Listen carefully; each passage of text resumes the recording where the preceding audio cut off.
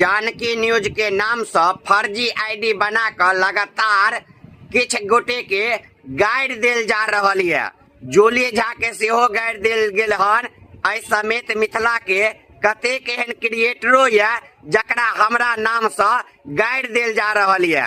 तो जतेक आदमी वीडियो देख रहल छी सब आदमी के कह दी, यदि जानकी न्यूज के नाम से अपने के कमेंट में गाइड लिखल जा रहल है तो ओई आईडी के लिंक कॉपी क के हमरा भेजो ताकि ओकर आईडी हम सेहो डिलीट कर दिए आ संगे साइबर थाना में जाकर हम एकर शिकायत सेहो करब। और अहूँ सबसे आग्रह, यदि अहाँ सबके जानकी न्यूज के नाम से या हमार फोटो कोनो भी आईडी पर लागल अहाँ के गाइड पर है तो ओकरा साइबर थाना में जाकर अविलंब शिकायत करो।